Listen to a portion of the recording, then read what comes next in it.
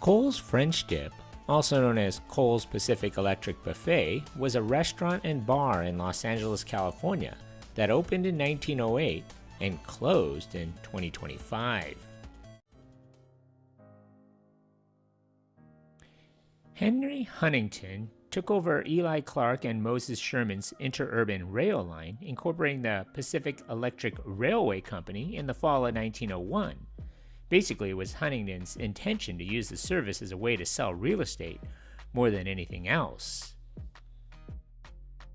Architect Thornton Fitzhugh was hired to design a massive terminal building at the corner of 6th and Main Streets, which was originally called the Huntington Building. The Pacific Electric Building was designed for Henry Huntington and was constructed between 1902 and 1905. When the $1.7 million terminal opened on January 12, 1905, it was the tallest business building west of the Mississippi. It was the main terminal for the Pacific Electric Railway, which eventually became the largest interurban electric railway system in the world. It served as the hub of a network of lines running from Chatsworth in the west to Redlands in the east, and from the top of Mount Lowe in the north to Newport Beach in the south. The last big red car would roll out of the 6th and Main Terminal in 1961. Cole's Pacific Electric Buffet, named so because it was situated on the ground level of the then new Pacific Electric Building, was first opened on December 8, 1908 by an entrepreneur named Harry Cole. It served the commuters of the Pacific Electric Company. It was during this time that Cole's main chef, a resourceful young man named Jack Garlinghouse, dipped the bread of a roast beef sandwich in a juice sauce in order to soften it for a customer who suffered from sore gums, and thus the French dip sandwich was born. Those sandwiches and the restaurant itself became extremely popular with the hundreds of thousands of commuters who traveled through the Pacific Electric Building terminal each day. Around the same time, another LA area restaurant named Philippe's also laid claim to the exact same feat, and the dispute between the two establishments is almost as old as the sandwich itself. Cole's occupies the bottom floor of the 10-story Pacific Electric Building, the city's tallest skyscraper in the early 1900s, and for years the terminus for the Red Car Trolley Line, which clocked over more than 1,000 miles of track in Southern California. Cole moved into the former headquarters of some horse-drawn streetcars. One of the first things he did was sprinkle sawdust on the floor. It stood one block east of the city's booming financial district. The place became a haunt for bankers, attorneys, newspaper types, and politicians, as well as more respectable folks. Cole took over the terminal for horse-drawn cars that the big red cars were putting out of business. He sprinkled some sawdust on the floor and opened his restaurant and saloon. Cole hung 3 Tiffany glass lampshades over a massive mahogany bar and built tables from the sides of old trolley cars. Decades later, behind the bar, signs would be posted, "Avoid sinful enterprises. We do not extend credit to stockbrokers. And ladies, kindly do your soliciting discreetly." At its peak, 100,000 passengers passed through the city's vital transportation hub daily, many of them stopping to partake of Cole's delicious French dips and a pint. Prohibition, which dawned in 1919, was a bit of a problem though. In 1925, Cole hired a bartender, Jimmy Borella, who would work there for 63 years, who told outrageous stories and tossing ice cubes high in the air and catching them in a glass. Even during Prohibition, Borella kept busy, serving bitters for 35 cents a shot and near beer for a dime a glass. He remembers the day he served his first legal beer on April 7, 1933. He sold 58 32-gallon kegs of beer that day. President Roosevelt legalized beer. With or without alcohol, Kohl's became a hangout for stockbrokers, cops, bankers, attorneys, ink-stained wretches, politicians, and prize-fighters. Its regulars included gangster Mickey Cohen, and when he came in from the desert, Walter Scott became known as Death Valley Scotty. The non-drinking Cohen always put a $5 bill in Barella's hands after his usual fruit juice. In 1933, Harry Kohl's son, Rollin, who was a bit of an entrepreneur himself, decided to start cashing checks out of the restaurant's back room. Customers would form a line 1 block long to cash checks at the tiny cage in the back corner of Kohl's. The company operating statement in 1936 showed 176,000 checks deposited for a value of $7.1 million.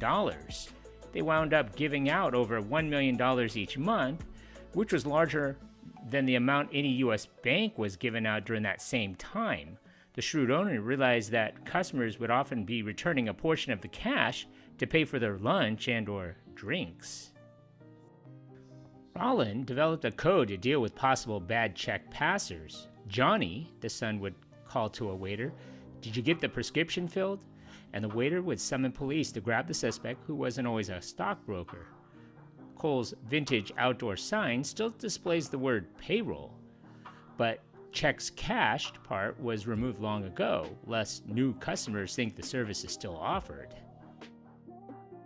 Kohl's French dips are constructed out of a variety of hand-carved meats, including lamb, pastrami, turkey, and typical roast beef. They can also be adorned with extra meat, Swiss, cheddar, goat, or blue cheeses, and an atomic pickle spear. The meat truly is hand-carved, right off the turkey-type turkey. Kohl's prospered as the rail lines and downtown business prospered, but less than a decade after the red trolleys were taken off the streets in 1961, the financial center began to decline. By the early 1960s, Los Angeles voters had scrapped the city's 13-story building height limit, and within a decade, major banks and brokerage houses decamped, moving to the new high-rises 5 blocks west. Finally, Pacific Electric's successor, Southern Pacific Transportation, moved to Monterey Park in 1989. Of the old tenants, only Kohl's is left, a designated city historical monument. In 1974, the city of Los Angeles designated Kohl's a historical landmark site number 104 and a state point of historical interest, not only due to its significant location, but also its culinary invention. Over 400 location shoots have taken place at or near Kohl's, including scenes from Forrest Gump, Jumpin' Jack Flash, and interior shots for the 1970s Streets of San Francisco TV series. In Jumpin' Jack Flash, Kohl's once again stood in for a New York bar, this time as a place where Terry Doolittle, aka Whoopi Goldberg, gets kidnapped by a man in a tow truck while making a telephone call from a public phone booth. In the 1994 movie Forrest Gump, the New Year's Eve bar scene was filmed at Kohl's. In the 2005 movie In a Lot Like Love, Kohl's stood in for a New York bar where Oliver, played by Ashton Kutcher, and Emily, played by Amanda Peet, make a $50 bet that he won't be a successful married businessman in 6 years' time. In 2007, said Moses 213's Hospitality purchased the restaurant from Gidi and Madi Martin Peheshti. Moses closed the restaurant that year, subsequently beginning a year-long $1.6 million restoration process on the historic restaurant, during which its 40-foot-long mahogany bar, porcelain penny tile, mosaic flooring, and antique Tiffany lamps were all brought back to their original glory. They also removed the non-original sections of the dining room, and the place reopened in December of 2008. They even added a secret bar in what was formerly the Kohl's storage room. That secret bar is named The Varnish. Today, Kohl's is the oldest continuously operating restaurant and saloon in Los Angeles. Customers still form long lines at lunchtime to get a taste. In every corner of Kohl's is an aspect of the city's history is evident. The massive mahogany bar, the Tiffany shades, the old oak tables, and the sawdust on the floor bring back touches of charm of the turn-of-the-century Los Angeles. Some of the tables are actually made from the sides of the old wooden red cars. On display are photographs of the building during its construction and a map of the rail system. One could also see photographs of beauty pageants dating back to the post-World War I period. In July of 2025, it was announced that Kohl's French Dip, the oldest continuing operating restaurant and bar in Los Angeles, would be closing on August 3, 2025. The owner, said Moses, cited rising costs, rising restrictions on his business, and flagging demand were the reasons for the closure. Moses said that 2025 had been especially difficult for Angelenos, starting in January with the wildfires that wiped out huge swaths of the region.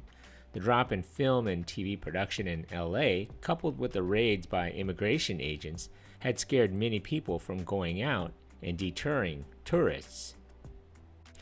The restaurant was also forced to shut down for a whole week with a curfew enforced by the city. After the announcement, an outpouring of support in its final month enabled the 117-year-old restaurant to remain open for another 45 days. Kohl's originally announced that its final day of service would be August 3, 2025, but Kohl's final day moved to mid-September. Angelenos had been clamoring to say goodbye to the city's oldest restaurant. Since the news was announced on July 7th, steady lines had formed in front of Kohl's hours before it opened. Many were eager to try the French dip from one of the two restaurants claiming to have invented the dish, the other being Chinatown's Philippe the Original. Even I tried to visit and try this iconic French dip. When I got there at 3, I decided to pass. For me, the lines were way too long, perhaps a few hours wait. I was hungry and it was difficult to find parking, but I was able to say I drove by it before it closed. Thank you for watching. If you like this content, and if you haven't already, hit that subscribe button. Thanks.